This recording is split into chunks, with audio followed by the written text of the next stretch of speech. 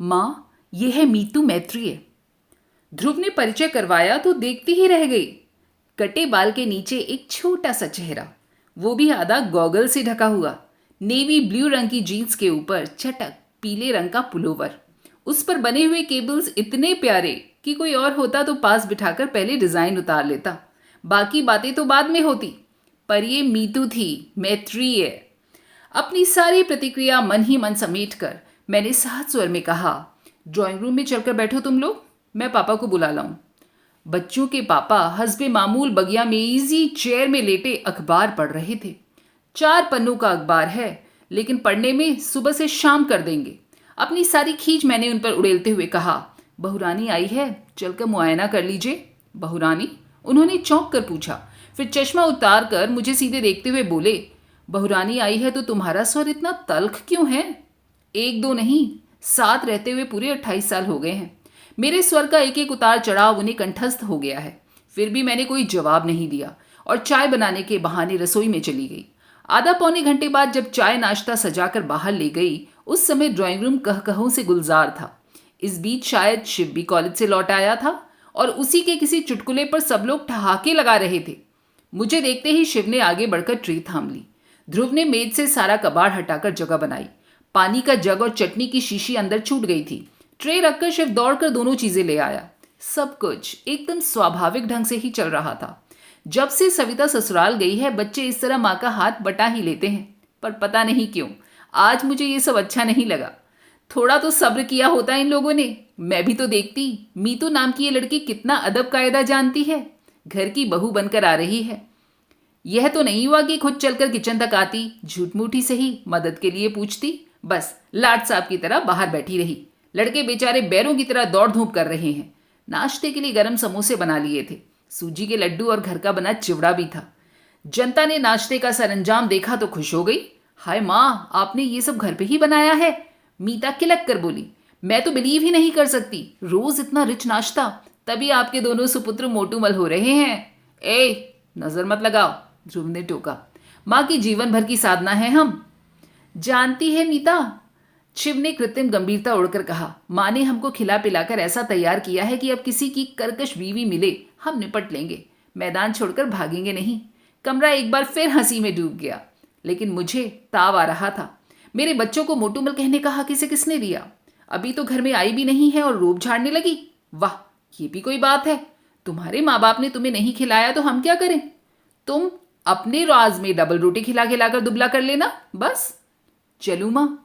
मैंने अपनी तंद्रा से चौंक कर देखा, सब लोग उठ खड़े हो गए थे। मीता नमस्ते कर रही थी।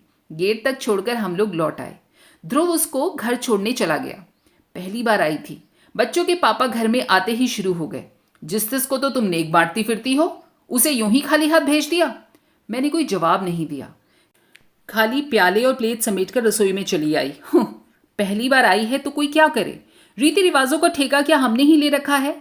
वो क्या एक बार झुककर पैर नहीं छू सकती थी? एकदम ही अंग्रेज बनी जा रही है। सारी शाम मैं रसोई में ही बनी रही। मुझे मालूम था मेरी प्रतिक्रिया जानने के लिए सब उत्सुक होंगे, पर मैंने किसी को हवा तक नहीं लगने दी। शिव तक 1-2 बार आकर मंडरा गया, पर मैं व्यस्त होने का दिखावा करती रही। रात खाने की मेज पर एक अव्यक्त सा तनाव था। बच्चों के पापा ने 1-2 चुटकुले सुनाकर उसे तोड़ने की कोशिश भी की, पर बात कुछ बनी नहीं। खाने के बाद भी काम कहाँ खत्म होता है? सारे दरवाजे खिड़कियां मुझी को तो देखने होते हैं। घर भर की बत्तियां बुझानी थी, टंकी में पाइप छोड़ना होता है, दूध दही के बर्तनों को जाली की अलमारी में रखना होता है, आंगन में सूखे हुए कपड़े उतारने होते हैं। एक एक काम निपटाती जा रही थी कि अचानक महसूस हुआ कि ध्रुव पास आकर खड़ा हो गया है। माँ, उसने कांपते हुए सर में पुकारा। क्या है बेटा? तौलिए को तहाते हुए मैंने कहा। तुम्हें मीता कैसी लगी माँ? मेरे लगने का क्या है, तुम्हें पसंद आनी चाहिए बस। नो मामा, तुम्हारी पसंद जरूरी है, तुम्हारी और पापा की। शाम से मन में जो अंधड़ उठ रहा था ध्रुव के प्रश्न से तीव्र हो गया। तुमने जवाब नहीं दिया माँ। अच्छा ये बताओ, तुम्हें पता था तुम उसे कहाँ ले जा रहे हो? मैंने प्रति प्रश्न कर दिया। हाँ क्यों? तो क्या वो ढंग के कपड़े नहीं पहनकर आ सकती थी? कम से कम तुम उसे। मैंने कहा था माँ। फिर? वो बोली मैं जैसी हूं वैसी ही उन्हें देख लेने दो, बेकार नाटक करने से क्या फायदा। खैर कपड़ों को छोड़ो माँ, वैसे कैसी लगी ये बताओ। ध्रुव इतनी अजीजी से पूछ रहा था कि उसका दिल दुखाते न बना। अच्छी है, मैंने अनबने मन से कह दिया और बात खत्म की, वरना सच तो ये था कि मैंने मीता को देखा तक नहीं। पहली ही नजर में उसका हुलिया देख मन खट्टा हो गया था। बहू को लेकर मन में जो कोमल कल्पनाएं थी सब राख हो गई। गुस्सा तो अपने लाडले पर आ रहा था। प्रेम करते वक्त इन लोगों की अकल क्या घास चरने चली जाती है। कैसे कैसे प्यारे प्यारे रिश्ते आ रहे थे, पर तकदीर में तो ये सर्कस सुंदरी लिखी थी। एक बार हम लोगों की स्वीकृति की मोहर लगने भर की देर थी, बस फिर क्या, फटाफट सारे काम कायदे से होते चले गए। मीता के पिताजी खुद घर आए और उन्होंने औपचारिक रूप से रिश्ते की पहल की। मीता को अपनी बहू बना लेने के लिए करबद्ध निवेदन किया। उन्होंने बताया कि पत्नी की मृत्यु के बाद उनके बच्चे अक्सर हॉस्टल में ही पले हैं। वे भी हमेशा टूर पर ही रहते थे, इसलिए 2 साल पहले ही उन्होंने बेटे की शादी की। तब घर कुछ आकार ग्रहण करने लगा है। हॉस्टल में रहने के कारण मीतू काफी कुछ सीखने से वंचित रह गई है। वे तो डर रहे थे, पर ध्रुव ने उन्हें आश्वस्त किया और कहा कि माँ बहुत सहनशील और स्नेहमयी है, वे उसे अपने अनुसार ढाल लेंगी। उत्तर में ध्रुव के पापा ने भी उन्हें आश्वस्त किया। कहा, हम लोग इतने दकियान्यूसी नहीं हैं कि एक आर्किटेक्ट लड़की से 16वीं सदी की बहू तलाशें। इस प्रकार बहुत ही सौजन्यपूर्ण वातावरण में परिचय का पहला दौर खत्म हुआ। फिर धूमधाम से सगाई हुई। दोनों पक्षों ने जी खोल कर खर्च किया। दान दहेज तो कुछ लेना था नहीं। लेन देन की कड़वाहट भरी चर्चा से बच गए हम लोग। फिर भी मैंने सबकी नजर बचाकर समधी जी के हाथ में एक लिस्ट थमा दी। पहले बेटे की शादी थी। नाते रिश्तेदारों के नेक तो मिलने ही चाहिए थे। अपनी बेटी को तो लोग देते हैं, जिंदगी भर देते रहते हैं, पर बाकी लोगों का मौका तो सिर्फ शादी में ही आता है ना। एक लिस्ट मैंने ध्रुव को भी पकड़ाई। लिस्ट क्या थी? होने वाली बहू के लिए पूरी आचार संहिता थी। मीता अब शादी के बाद ही इस घर में आएगी। भविष्य में वो बाल नहीं कटवाएगी, हाथ में चूड़ियां डालने की आदत डालेगी, शादी में सिर ढकेगी, घर में मेहमान रहेंगे तब तक साड़ी पहनेगी, लोगों के सामने ध्रुव को नाम लेकर नहीं पुकारेगी। खूब लंबी सूची थी। बारीक से बारीक बात जो मुझे याद आती गई जोड़ दी थी। शिव ने तो उसका नाम 20 सूत्रीय कार्यक्रम रख दिया। आते जाते ध्रुव को छेड़ देता, दादा भाई भाभी को कितने सूत्र रटा दिए। कभी कहता, भाभी से कहना फर्स्ट डिवीजन ना आने से भी चलेगा, पर कम से कम पासिंग मार्क्स तो आने ही चाहिए। ये छेड़छाड़ सिर्फ मजाक के तौर पर नहीं होती, इसमें एक अव्यक्त आक्रोश भी था। मां के कारण उन लोगों की इमेज एकदम पुराणपंथी बन गई थी। ध्रुव मुंह से तो कुछ न कहता, पर शिव के छेड़ने पर जैसी उदास हंसी वो हंसता, उससे ये साबित हो जाता। आखिर एक दिन मैंने उससे कह ही दिया, देखो शिव, ये मजाक उड़ाने वाली बात नहीं है। ये मत सोचो कि मैं अपने लिए कुछ कर रही हूं। मेरी तो बस यही इच्छा है कि नई बहू आते ही आलोचना की शिकार ना हो जाए। आखिर मेरी भी तो वो कुछ लगती है ना। और तुम तो जानते हो, शादियों में जो लोग आते हैं वो इसी मकसद से आते हैं कि नुक्स निकाले और आलोचना शुरू करें। बच्चे इसके बाद चुप हो गए। वैसे मैंने एकदम गलत भी नहीं कहा था। शादी में सचमुच कुछ लोग मीन मेख निकालने ही आते हैं। नई नवेली दुल्हनों को सबसे ज्यादा आलोचना झेलनी पड़ती है। झूठ क्यों बोलूं, खुद ही मैं कई बार इस अभियान में सम्मिलित हुई हूं। दोनों और के परिवारों में अब तक जितनी भी बहुएं आई हैं, उन सब के लिए मेरे पास कुछ ना कुछ कहने के लिए है। सुरेश की बहू रसोई तक में चप्पल पहनकर घूमती है। महेश की बहू 9 बजे से पहले बिस्तर नहीं छोड़ती। राजन की बहू रसोई में झांकती तक नहीं। आलोक की बहू 24 घंटे उसके नाम का जप करती रहती है। जेठ सास ससुर का उसे होश तक नहीं रहता। और निखिल की बहू तो 30 मार खा है। जहां पति को 4 लोगों के बीच हंसते बोलते देखा, बच्चे को लद से लाकर गोद में पटक दिया। उस पर तुर्रा ये कोई मेरी अकेली का नहीं है जो दिन भर में इसे लादती फिरूं। सुन सुनकर कान इतने पक गए तो बुआ जी ने एक दिन कह ही दिया था उसे, बहू सब जानते हैं कि बच्चे कोई अकेले नहीं पैदा करता, पर उसका कोई इस तरह ढिंडोरा भी नहीं पीटता। ये सारे नमूने मेरी आंखों के सामने थे, इसलिए मन में एक आदर्श बहू की कल्पना थी। सोचा था कि ध्रुव के लिए जो लड़की लाऊंगी वो इन सब से अलग होगी, पर अपना सोचा कब कहाँ हो पाता है। तुम्हारी सारी शर्तों का पालन करेगी तब तो तुम्हें वो अच्छी लगेगी ना माँ। ध्रुव ने एक दिन गले में बाहें डालकर बड़ी आशा से पूछा था। तब यही सोचकर संतोष कर लिया था कि लड़का आज भी मुझे कितना प्यार करता है। आसपास के वातावरण को देखते हुए कम नहीं है ये। शादी हुई, खूब धूमधाम से हुई। घर की पहली शादी थी। अनगिनत मेहमान आए, उनमें से कईयों को निराश भी लौटना पड़ा। टीका टिप्पणी का एक भी मौका जो हाथ नहीं लगा। मैं खुद भी बहुत डरी हुई थी। एक तो लड़की की मां नहीं थी, करता धरता बड़ी बहन थी जो अमेरिका में ही बस गई थी। पति पत्नी दोनों डॉक्टर थे। भैया भाभी तो अभी नए ही थे, पर स्वागत सत्कार में, खान पान में कहीं कोई त्रुटि या अव्यवस्था नहीं हो पाई थी। मीता के पापा तो बिछे जा रहे थे, पर बहन बहनोई, भैया भाभी, चाचा ताऊ सभी सौजन्य और विनम्रता की मूर्ति बने हुए थे। और जयमाला के वक्त जब मीता को देखा तो बस आंखें जुड़ा गई। अपना ये रूप लावण्य कहाँ छुपा रखा था उसने इतने दिनों से। लाल सुर्ख बनारसी साड़ी में लिपटी वो किसी सलोनी गुड़िया सी लग रही थी। अंतर्जातीय विवाह को लेकर एक शूल था मन में, वो भी खत्म हो गया। इसी बात को लेकर ननद रानी कोंचती भी रही है। अब सर उठा के सबके सामने कह सकूंगी, भाई हमने तो लड़की का रूप गुण देखा, विद्या बुद्धि देखी और घर परिवार देखा, बस जात पात को आजकल पूछता ही कौन है। 8-10 दिन में मेला सा लगा रहा। मीता जितनी 2 दिन रही नंदों के बीच दबी ढकी बैठी रही, उनके बच्चों को लाड प्यार दुलार देती रही, रिश्ते की सास और जुठानियों की मान मनुहार करती रही। सभी लोग खुश थे, प्रसन्न थे और जाते समय हर कोई मुझे बधाई देकर दे गया। शादी के बाद दोनों 9-10 दिनों के लिए मसूरी घूमने चले गए। उनके लौटने तक मैंने अपनी बेटी सविता को रोक लिया। सोचा था नंद भाभी दोनों एक दूसरे के साथ रह लेंगी। दूसरे दिन सुबह सुबह मैं रसोई में व्यस्त थी कि सविता पास आकर फुसफुसाई, देखा माँ, कितने बड़े बड़े पीले फूलों वाली मैक्सी पहनकर वो मेज पर प्लेटें लगा रही है। मैं और सविता दोनों एक दूसरे का मुंह ताक रहे थे। इस बात को कौन उठाए, कैसे उठाए? मैं तो आजकल के लड़कों से बहुत खौफ खाती हूँ, पर सविता, वो तो उन दोनों को घास तक नहीं डालती। दन दन आती हुई बाहर गई और बोली, मीता रानी, आज ये कौन सी ड्रेस निकाल ली? ये तो घर की ड्रेस है। माँ का ऑर्डर था कि मेहमानों के सामने साड़ी पहननी होगी, इसलिए इतने दिन पहनती रही, पर इतना बंधा बंधा लगता है ना। अच्छा, तो हम मेहमानों की गिनती में नहीं आते? नहीं दीदी, आप तो अपनी हैं, आप तो घर की हैं।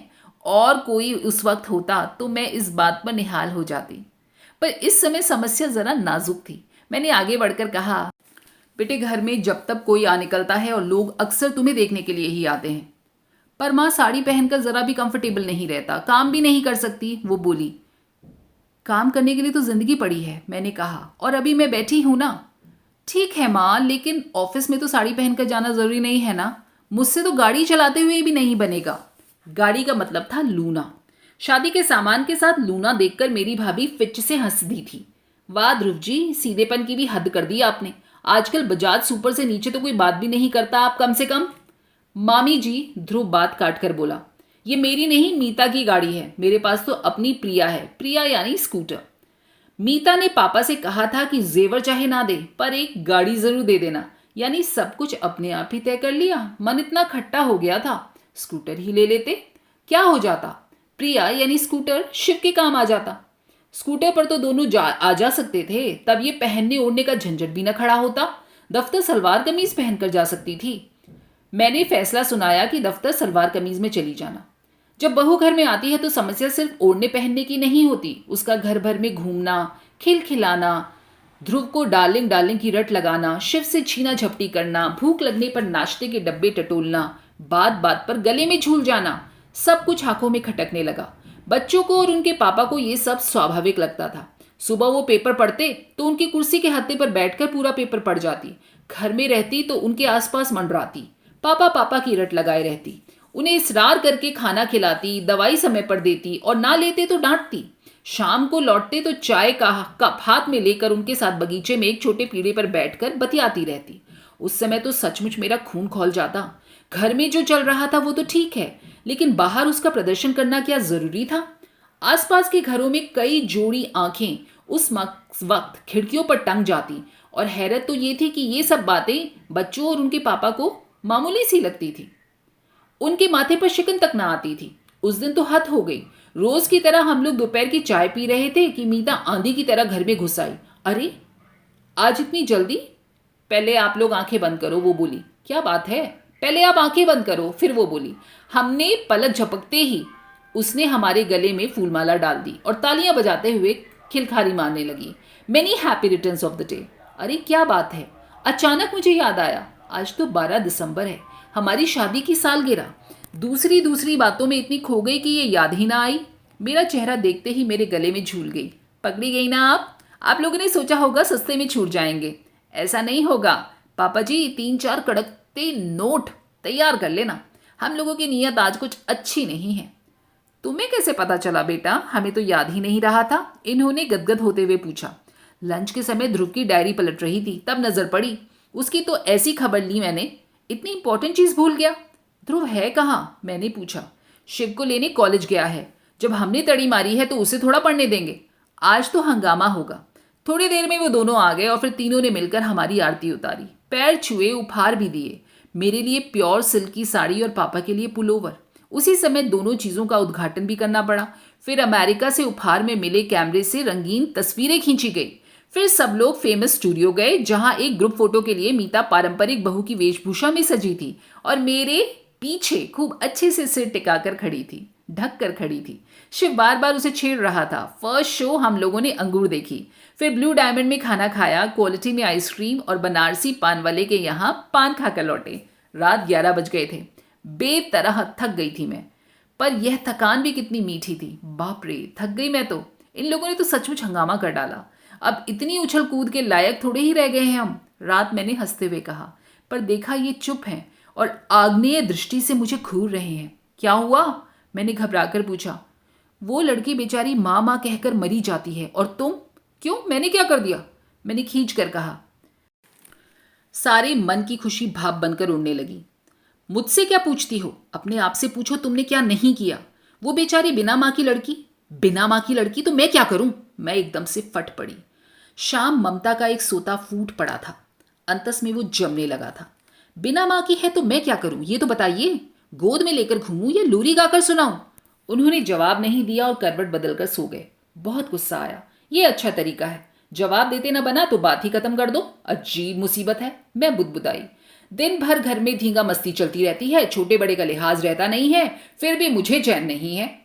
पराई लड़की पर तो लोगों को ममता इतनी हो जाती है, और साल 6 महीने में जब अपनी जाई घर आती है, उसका तो कभी ऐसा लाड दुलार नहीं होता। लाड दुलार क्या खाक करूंगा? वो तो तुम्हारे अनुशासन में पली बड़ी हुई बिटिया है। आज तक कभी उसने खुलकर मुझसे बात की है? अब चुप रहने की बारी मेरी थी। जनवरी के प्रथम सप्ताह में ध्रुव को अचानक 6 महीने की ट्रेनिंग पर जर्मनी जाने का आदेश मिला। घर में एक खुशी की लहर दौड़ आई। इतने सारे लोगों में उसी का चयन हुआ था। गर्व से हम लोगों के कलेजे गजगज भर के हो गए। जोर शोर से तैयारियां शुरू हो गई और मेरा दिल बैठने लगा। लड़का पहली बार इतनी दूर परदेश जा रहा था और फिर नई नवेली बहू को पीछे छोड़कर जा रहा था। मीतू को भी क्यों नहीं ले जाते अपने साथ, घुमाएगी, इन्होंने कहा था। लेकिन मीता ने इस प्रस्ताव का विरोध कर दिया। वो बोली, बेकार रुपए फेंकने से क्या फायदा पापा, ध्रुव का खर्च तो कंपनी देगी, मेरा तो हम ही लोगों को उठाना पड़ेगा। कभी अपना भी चांस आएगा, है ना शिव? वो हमेशा की तरह हंसमुख बनने का भरसक प्रयास करती, पर कभी कभी उसका चेहरा बेहद उदास हो आता, स्वाभाविक ही था। पर मुझे चिंता हो चली थी। आखिर मैंने एक दिन ध्रुव से कहा, बेटे तुम्हारे लौट आने तक मीता अपने पापा के यहाँ रहे तो कैसा है? कहीं भी रह लेगी माँ, 6 महीने की तो बात है, पलक झपकते ही बीत जाएंगे। और सब कुछ ठीक रहा तो लौटते समय 15-20 दिन के लिए उसे बुला लूंगा, घूम घाम लेगी। उसने तो बात खत्म कर दी, पर मेरी चिंता वैसी की वैसी ही बनी रही। बच्चों के पापा का इन दिनों कुछ ठीक नहीं था। वह यहाँ उदास बनी रहेगी तो उनका संबंध सीधे वो मुझसे जोड़ देंगे, इसलिए डर लग रहा था। शिव और मीता उसे छोड़ने मुंबई तक गए। लौटकर मीता अपने पापा के यहाँ चली गई। उसकी भाभी के यहाँ लड़का हुआ था। फिर महीने भर बाद भाभी अपने पीहर चली गई तो उसने घर की देखभाल के लिए वहां रह जाना ठीक समझा। हमने कोई आपत्ति नहीं की। घर एकदम सुनसान हो गया था। बच्चों के पापा ध्रुव से ज्यादा मीता को मिस करने लगे थे। हर चौथे 8वें दिन समधियाने पहुंच जाते, कभी घसीट कर मुझे भी साथ ले जाते तो समधी जी चुटकी लेते। अपने बच्चों के लिए कैसे दौड़ दौड़ कर आ जाते हैं आप, मुझ गरीब की भी तो कभी सुध न ली आपने।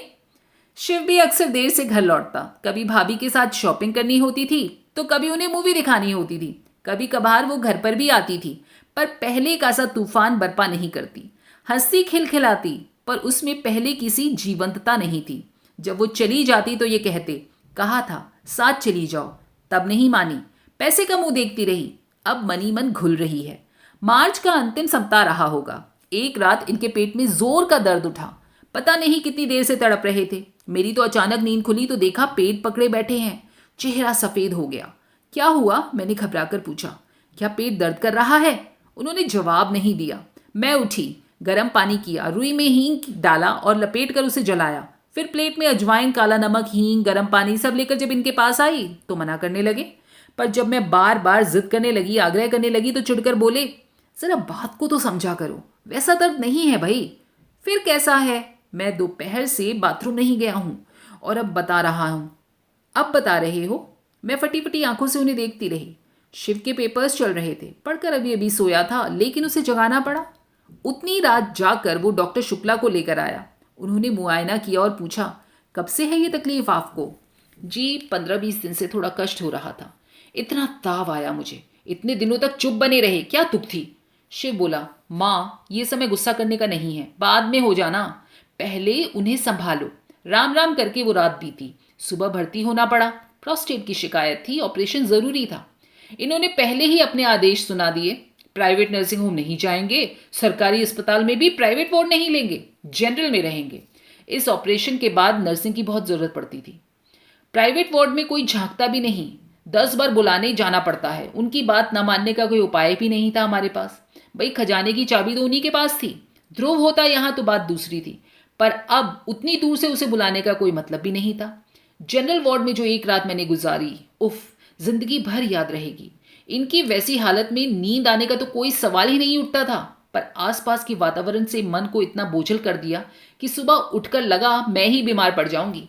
और दुर्गंध अब तक याद आती है तो मन पर कांटे से उगाते हैं। सुबह शिव कहीं से चाय लाया था, पर घूंट भर भी गले से नहीं उतरी, क्योंकि 10 बजे इनका ऑपरेशन होना था। 9 बजे इन्हें स्ट्रेचर पर लेकर चल दिए तो मैं और शिव भी पीछे पीछे चल पड़े। जहां तक जाने दिया वहां तक हम गए। फिर मैं वहीं बैठकर अपने इष्ट देव का जाप करने लगी। शिव बेचारा दौड़ धूप में व्यस्त था। नमस्ते बहन जी। मैंने चौंक कर देखा, मीता के पापा थे। आपने तो खबर भी नहीं की, इतने बेगाने हो गए हैं क्या हम लोग? उनके स्वर में आक्रोश और शिकायत थी। मैं क्या जवाब देती? वो तो मीतू अभी किसी काम से घर गई थी तो मेहता साहब ने बताया।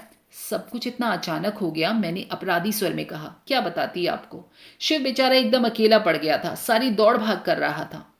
यही तो मैं कह रहा हूं, उसे अकेले दौड़ भाग करने की क्या जरूरत थी? हम लोग किस लिए हैं? कल को ध्रुव सुनेगा तो क्या कहेगा?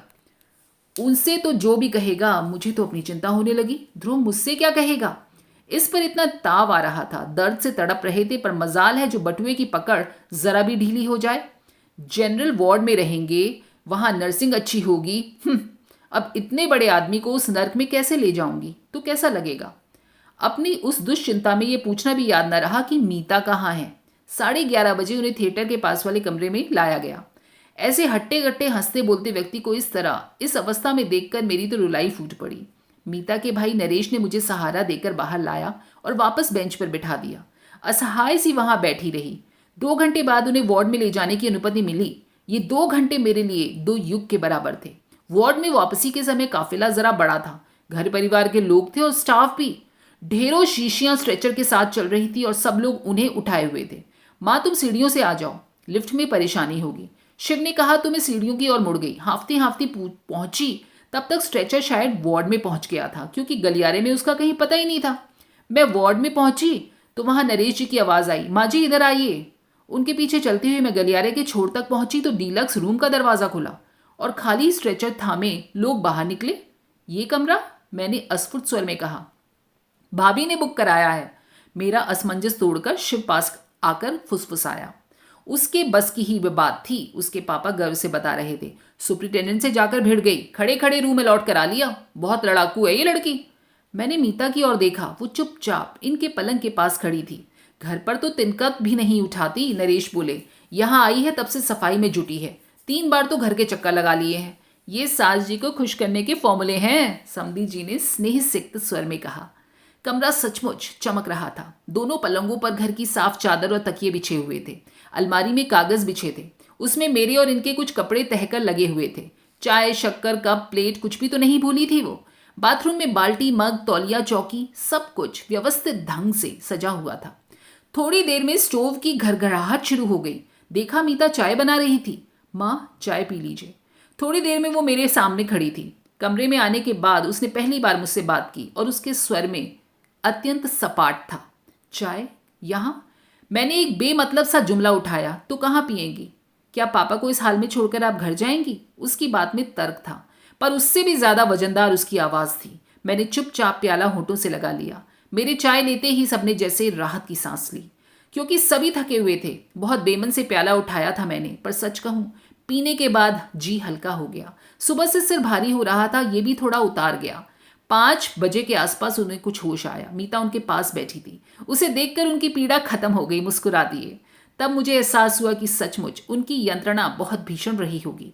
नहीं तो क्या ऑपरेशन से पहले एक बार भी अपनी लाडली बहू को याद न करते।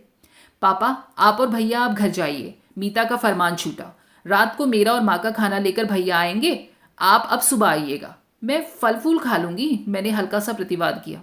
आपके लिए पक्का खाना बन जाएगा, उसने मेरी और बिना देखे जवाब दिया। वैसे बहन जी, चाहे तो आप हमारे साथ घर चलकर।